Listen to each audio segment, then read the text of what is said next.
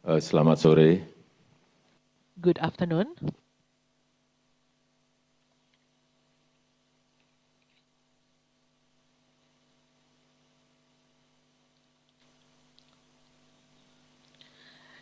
The Indonesia G20 presidency has successfully produced a G20 leaders declaration.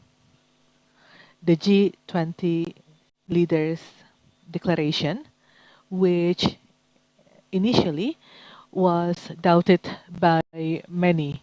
The declaration consists of 52 paragraphs, and the most debated paragraph was on the stance on the war in Ukraine.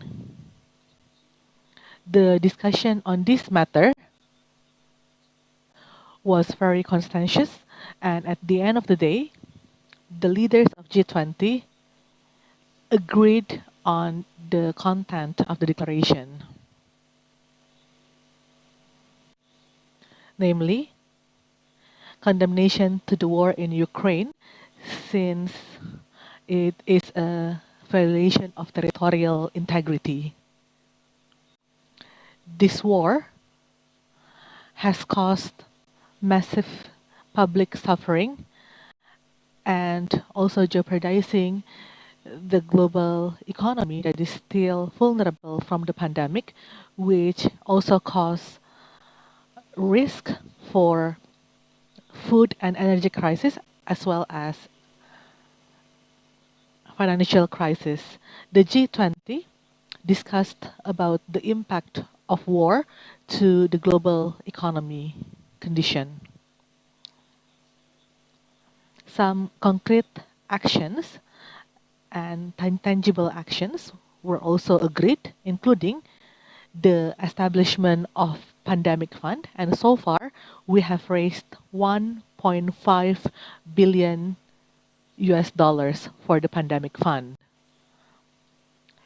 and the establishment and operationalization of Resilient and Sustainability Trust under the IMF in the amount of 81.6 billion US dollars to assist countries suffering from crisis. And also the energy transition mechanism, especially for Indonesia, which has received commitment from JEPT, Just Energy Transition Program, in the amount of 20 billion US dollars. The joint commitment that at least 30% of the world land and 30% of the world sea will be protected by 2030. And also continue our commitment to reduce land degradation by 50% by 2040 voluntarily. I think these concrete and tangible agreements, even though to name a few, because there are actually many other tangible agreements reached in this forum. I think that's all. One from Indonesia and one from international media.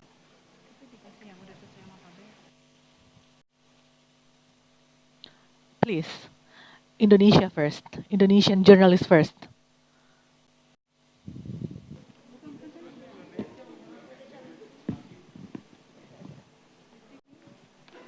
Yeah. Thank you. Thanks, Pak Jokowi. I'm Sweetie from the New York Times. I wanted to ask about the missile strike in Poland. Were you worried that those events in Poland would have derailed your agenda at the G20? Thank you.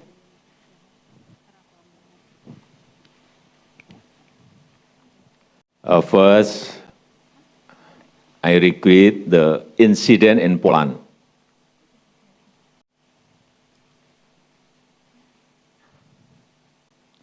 I call all parties to remain calm and refrain from escalating tension.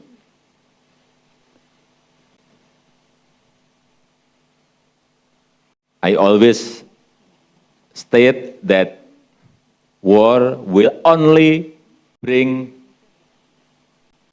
devastation. Therefore, we must stop the war. And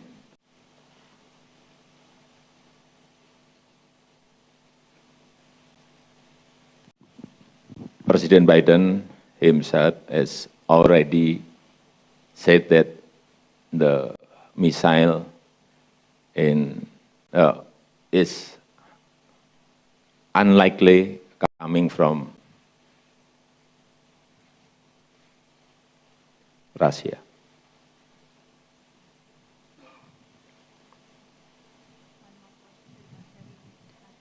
One more question from national media.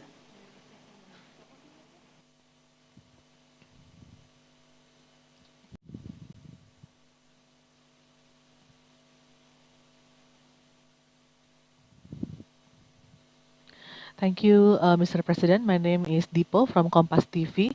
First of all, I would like to congratulate you because this summit has been successfully concluded amidst the increasing geopolitical tension. You mentioned earlier that this declaration is called Bali Leaders Declaration. This is actually the first declaration that has been agreed since February 2022. We have received the draft, and if I recall correctly, the last communique was issued in February 2022. Do you think that Bali Leaders Declaration was really agreed by all leaders attending the G20 summit, including Russia? Did Russia also agree on this? And maybe you can also explain. I think the title is not important. We can call it communique, we can call it statement or declaration, but maybe you can explain whether this declaration is the same with joint communique. So, the most debated paragraph is only one paragraph, which is our stance on the war in Ukraine. Until late midnight yesterday, we discussed about this, and at the end, the Bali Leaders Declaration was agreed unanimously in consensus. We agreed that the war has negative impact to the global economy, more or less like that. And the global economic recovery will also not be achieved without any peace. Therefore, in my opening remarks, I called for the end of this war. To end this war. Aside from the Bali Declaration, the leaders also have agreed on tangible cooperation in the health sector. As I mentioned earlier, we have raised 1.5 billion in pandemic fund, as well as the Just Energy Partnership transition, as well as the digital transformation cooperation. And we also have the Russian representatives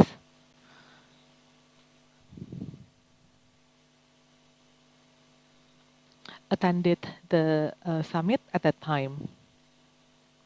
So even though the debate was heated, but everyone has agreed, and the Bali Declaration has been announced. And after this, I would like to ask the ministers to continue with other explanations, but I would like to add that, again, I would like to remind everyone that G20 is an economic forum, a financial forum.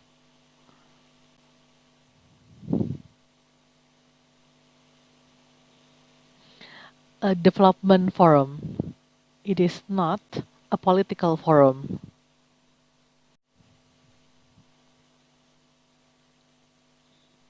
So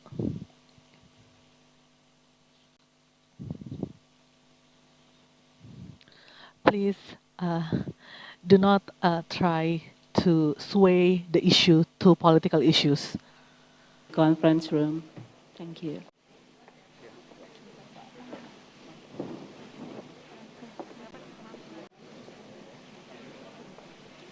Makasih ya, Mak. Maaf ya, kalau kurang. Bentar aja. Ya. Berapa pertanyaan aja, Bu? Ibu mau berapa pertanyaan? 5 pertanyaan? 3 pertanyaan?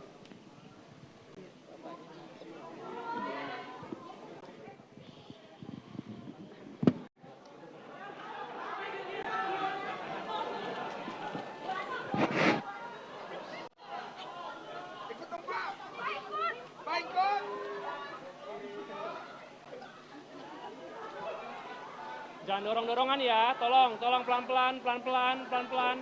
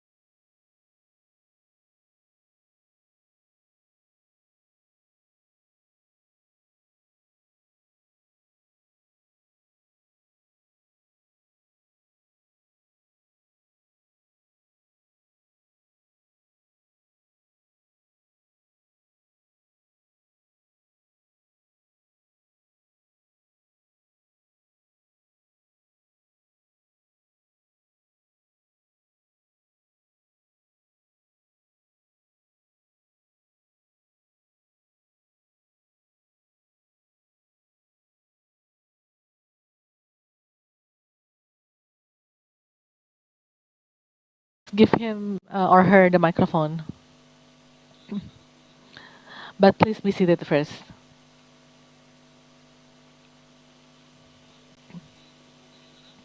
What is your media outlet, ma'am? UN SDGs. Okay, one from UN SDG, one from BBC, one from CNBC. Oh, not CNBC, CNN. Please.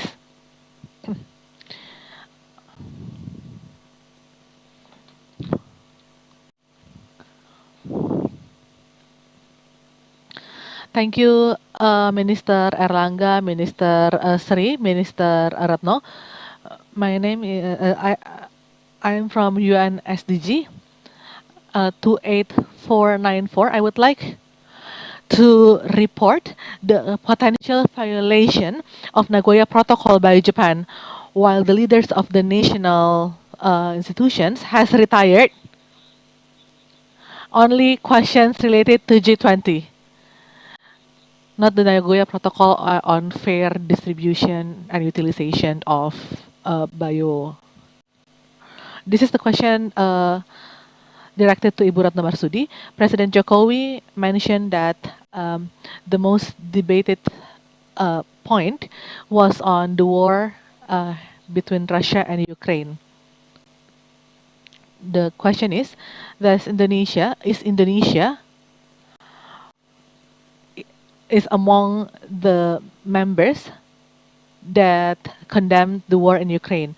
The president has explained that the result is a declaration or a communique, which means that all members, including Indonesia, have agreed on this declaration, because if there is any country that does not agree, then the form of the outcome document will be different.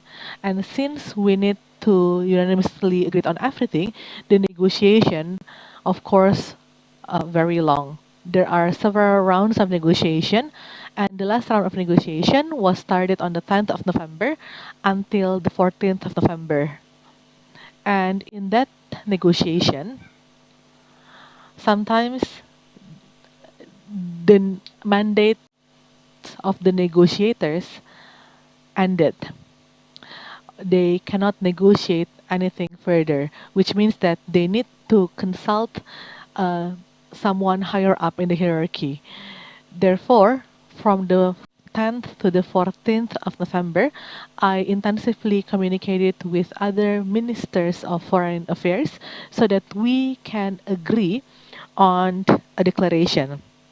When it comes to, also we mentioned that the geopolitical paragraph was the one debated the most, but it doesn't mean that other paragraphs were not also being debated. But we are actually in an advantageous position, and we managed to engage everyone one by one. And we also need to be grateful because we have trust from all G20 members to Indonesia.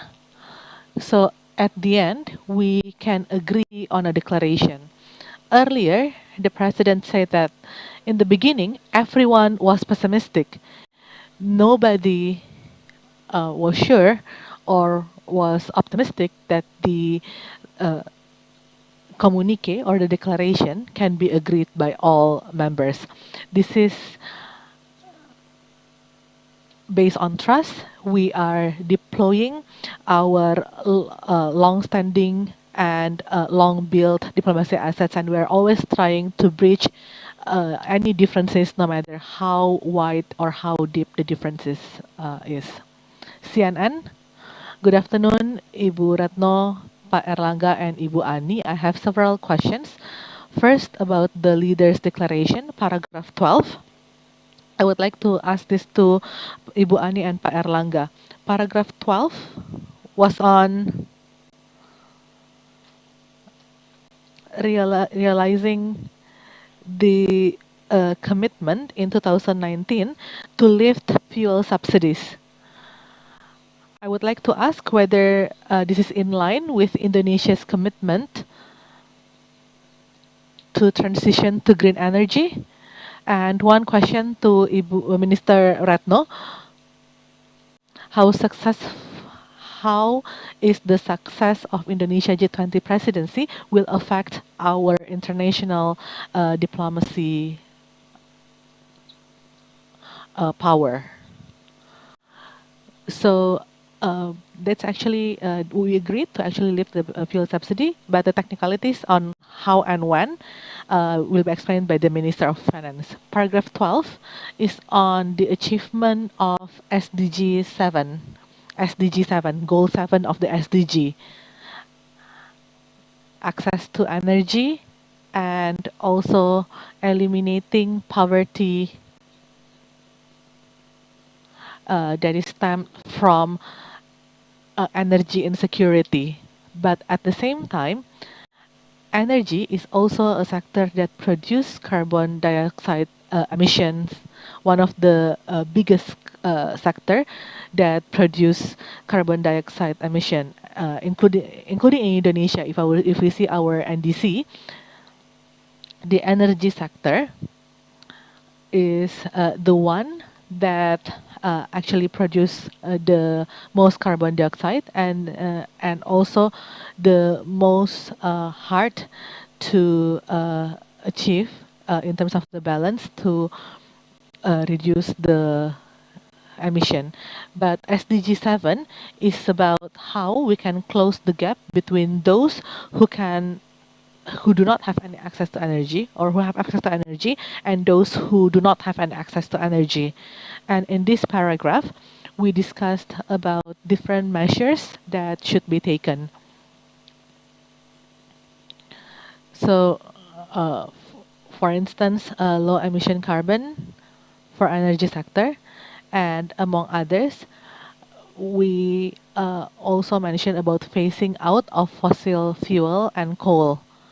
This is actually one of the paragraph that was not easy to achieve because in G20 we have Saudi Arabia and UAE that is rich in fossil fuel. So they ask for a more prudent phasing out and more gradual phasing out. And when we talk about transition to green energy, it is not only a matter of subsidy, but also financing to retire or to decommission coal-fired power plant and also investment for new and renewable energy. So if we see, starting from 2009 in Pittsburgh, when the G20 was initiated, they have already mentioned about phasing out and rationalizing untargeted subsidies and how we can increase access of energies, especially for the poor and marginalized, and also reducing emission from the energy sector. So that's actually something that we always have to balance. And for G20, as mentioned by the President, for energy transition mechanism, Indonesia received very strong support. We have designed the phasing out of coal sector. We received 500 million funding from Climate Investment Fund and also from Just Energy Transition Partnership Program. 20 billion indicated fund from various sources that can be used and will be dedicated for energy transition. So this is all come in a package. Madam Foreign Minister, so in this energy transition program, the US government also launched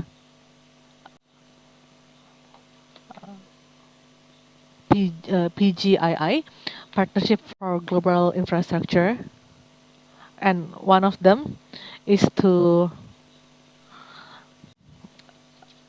transition to green energy. The total package is $600 billion US, and including in the package is initiative from Japan and JETP, and we have already received 20 billion fund commitment, which will help us to accelerate the decarbonization in Indonesia. So the question was how the world sees our achievement. I think let the world answer this we should not assess or grade ourselves, but from what I see in the beginning, many or almost everyone were pessimistic. Everyone said that, oh, no leaders' declaration will be produced. And in other international fora, in almost all international fora, leaders' declaration were not agreed. But by producing a leaders' declaration that is agreed by all members of G20, this is actually something amazing. We started from differences, but we see that there are some commonalities, there are some issues in which we can cooperate in. So in the beginning of our presidency, and after February, we communicate with all members intensively. We ask them, are we still going to cooperate? And everyone answered yes.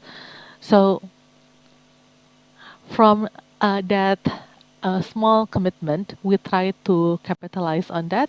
We try to use that as leverage, and the result is this declaration. The presidency is about negotiation, and the most important factor here is trust. And we have the trust from all members. Two more questions?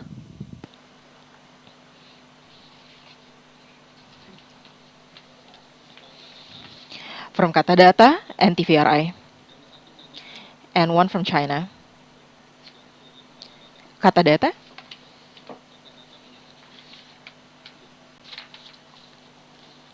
Good afternoon, ladies and gentlemen. I have few questions. Number one is for Ms. Retno. Indonesia is doing free and active political stance, and because one of the point of declaration is condemning the war in Ukraine, you are leaning to one side. Am I wrong? And second, for Mrs. Retno as well, point number 33 on declaration. We have SDR, and it will be continued by India. How can we get to 100 million out of the 81 million right now, and where do the commitments come from? There are many parties seeing that free and active are neutral. I think free and active means that we are free to determine the position, opinion, and actively contributing to achieve peace globally. And we are known in our foreign policies to implement principle-based policies as contained in UN Charter. And you can see the consistencies in implementing this. When we are talking about territorial integrity, very clear, consistently. Terkait dengan on SDR, essentially, paragraph 33 on number one, the ability of multilateral institutions to respond, the need for countries due to pandemic. After pandemic, there are a lot of countries implementing fiscal space, monetary space, and we have energy and food crisis, and many are not sustainable. IMF, in this case, offered a mechanism, 81.6, in which voluntarily the member of IMF can lend their SDR and contributed to become the source of other countries needing that funding. And 81.6 billion is from IMF countries, especially in the special drawing route, is equivalent to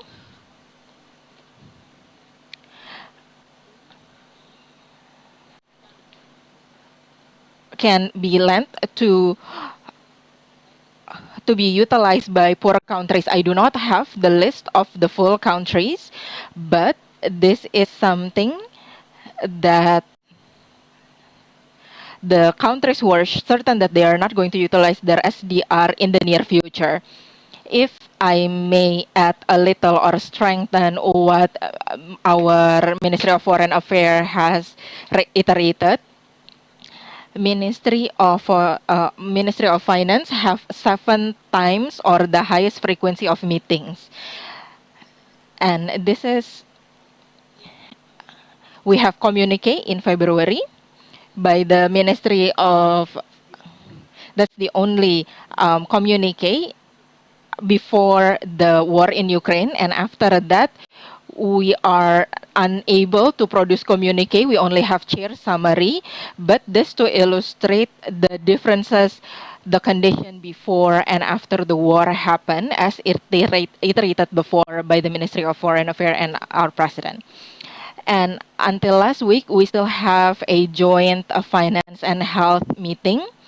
So we have 8 times meetings in total, and still in a ministerial meeting. And on the paragraph on the war, we did not have an agreement. Therefore, we only had an agreement on leaders level. What does it mean? It means that during the process of negotiations that take months, the members of G20 fully respect Indonesia's position, that continuously try to bridge the differences, and we are not trying to isolate other countries and continue to create momentum for cooperation. And that is one of the factors under the leadership of President Joko Widodo is very clear that we have the respect and trust. Lastly, from China, because we have limited time. I'm from China Central Television, the Chinese media group. Thank you so much for this chance. I would like to know, because Chinese President Xi had 2 important speeches during the G20 summit, which he explained the 3 points of his global development initiative, and he also proposed the digital Silk Road this afternoon. So how do you comment on this issue, and what do you think this can benefit to the whole world? Thank you. I think the digitalization we appreciate because that is in line with Indonesia focus on transformation of digital. And I think that's also in line with Indonesia chairmanship on ASEAN, that we target to make this detail of economic framework within a digital economic framework within an ASEAN. So I will sign an MOU with President China right now. So if you allow me to leave this room, the more faster I sign the MOU with your Minister of Commerce. Saya rasa karena sudah terbatas. Due to the time limitation, last question from TVRI. Silakan, mungkin langsung dari Ibu. Jadi selain deklarasi yang kita aside from the declaration, if you see the document, it has some annexes, especially Annex B. Annex B is G20 actions for strong and inclusive recovery. This is a list of cooperation projects. And maybe you ask why we have that kind of annex. This is actually to fulfill the Indonesia's G20 pledge that we want to bring G20 closer to concrete cooperation. So there are 361 cooperations in that annex. And during the presidency, I am looking at the Minister of Health, that's why I call it pandemics. During the presidency, we are also strengthening cooperation, bilateral cooperation with G20 countries in 3 priority sectors, and we have 140 cooperation programs. So aside from the Bali Leaders Declaration itself, there are other achievements, including tangible results. So there are two baskets. The first basket is trilateral, 115 projects in health sector, 34 in digital, and 35 in energy transition, and 111 in other sectors. In basket one, that includes carbon capture. TVRI, okay, we'll talk to you later in the next section.